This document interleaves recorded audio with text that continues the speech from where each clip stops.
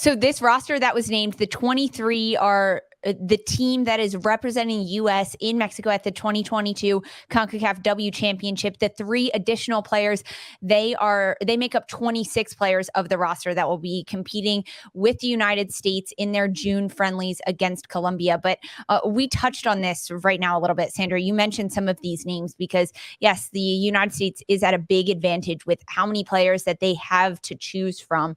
Some of the most surprising names on this roster, midfielder Taylor Korniak out of San Diego Wave, midfielder Sam Coffey for Portland Thorns, Carson Pickett, defender for North Carolina.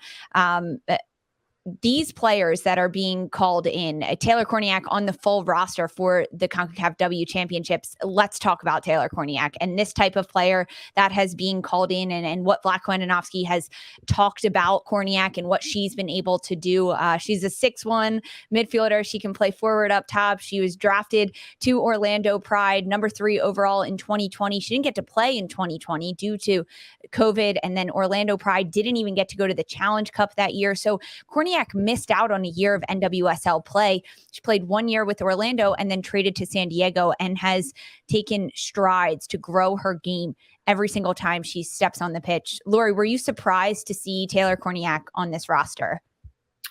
I was. But much like this year, she's really surprised me, and I think she's been excellent. I remember last year when she was at Orlando, I didn't love the way that they used her, especially under Mark Skinner. I think it was like direct balls, utilize her aerial presence. I don't think we saw very much at all her ability to play with her feet and how good she is actually at playing the final pass and in the buildup.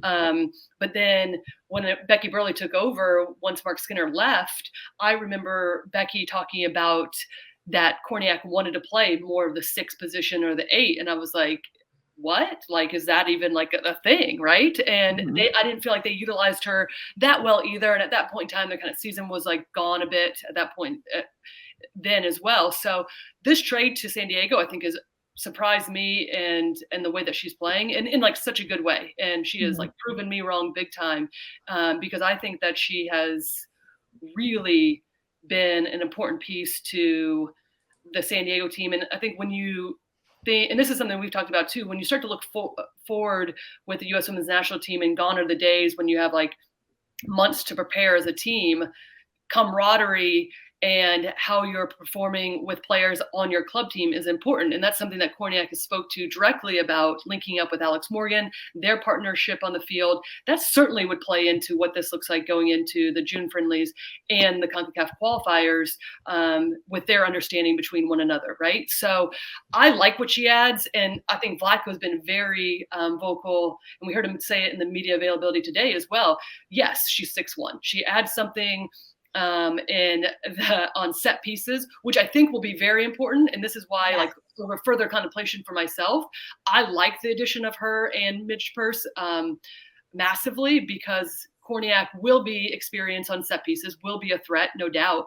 But I also think she has the ability to drop deep and play make from a deeper role, but also get into the mix and link up and coordinate in ways that look a little different than some of the other players that have been called in. So surprise, no doubt, but I think is a great call up.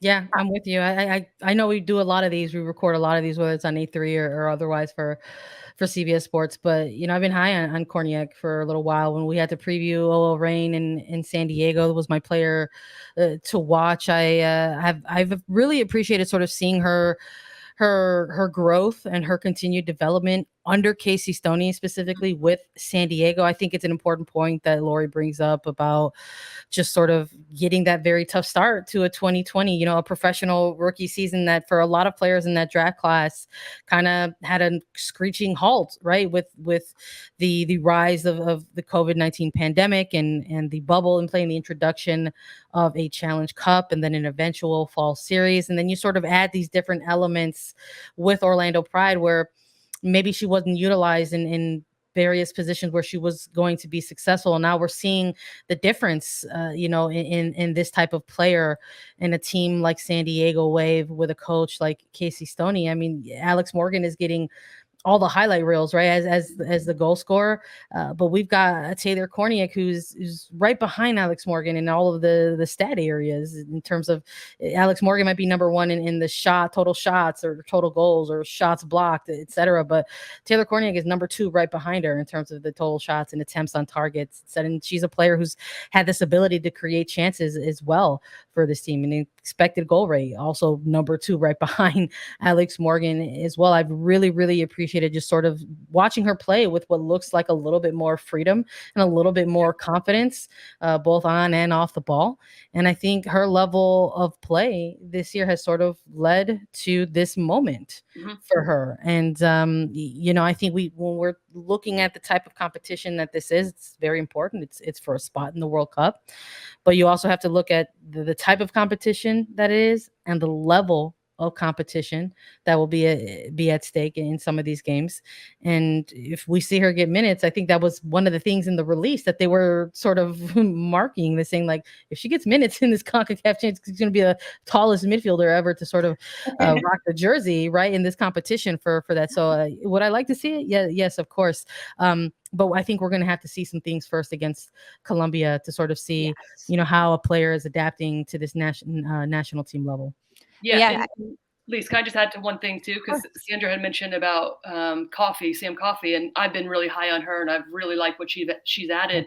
But one of the things I was thinking about once we did see this release was the fact that maybe the U.S. doesn't actually need a Sam Coffey right now, right? I mean, she's getting called in. She's getting called in as one of the 3 extra players. And I think, at any given time with the amount these players have played, there could be injuries, right? So one of those players of the 3, Pickett, Howell, or Coffey, could be elevated up to actually a full roster in the CONCACAF, barring, hopefully that doesn't happen, right? Because we don't need any more injuries.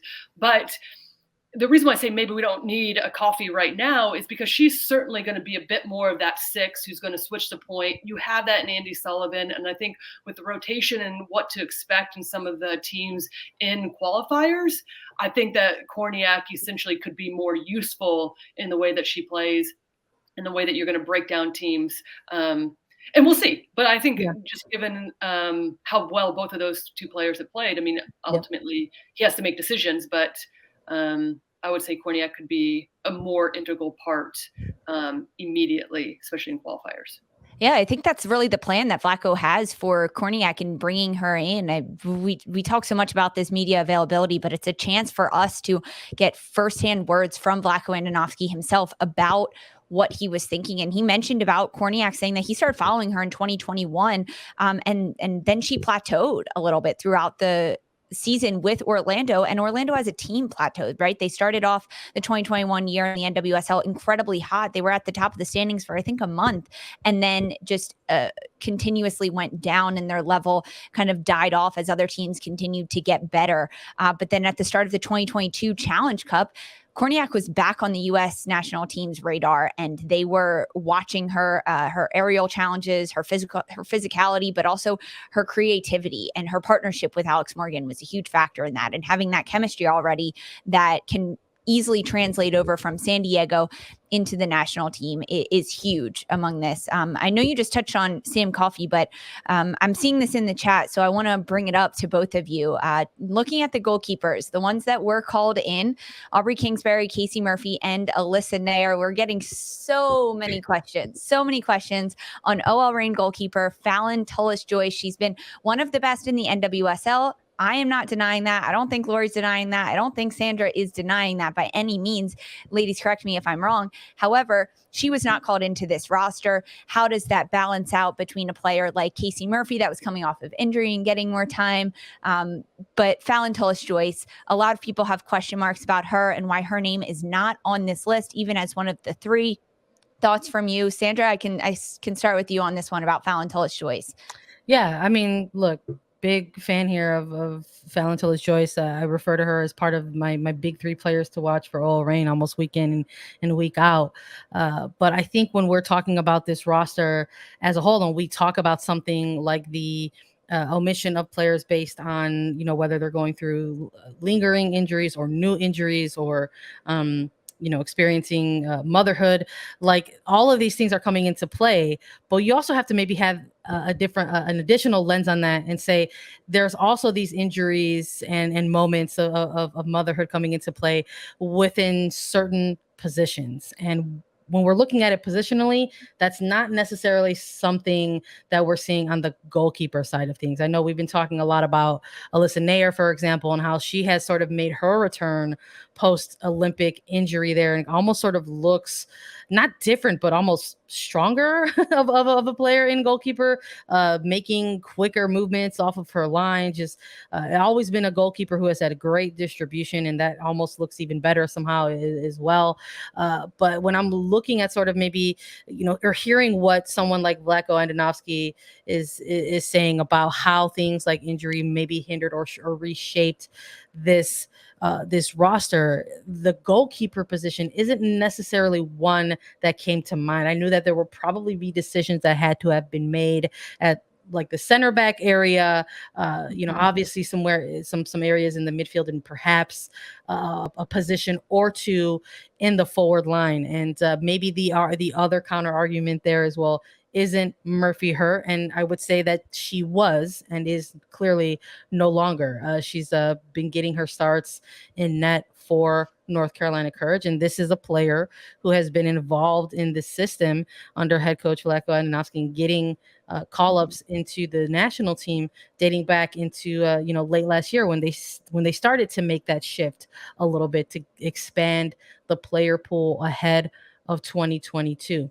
So when I look at the goalkeeper position, listen, Fallon Joyce, she will probably have a call up into a camp eventually. I would not be surprised by that at all. But I think for right now, for the recency and the urgency of having to meet the deadline, make the roster, go roll into Mexico and compete in Concacaf qualifiers, you're going to stick with your regulars here. And for the most part, under Andonovski, it's been some combination of Kingsbury, Murphy, and Nair.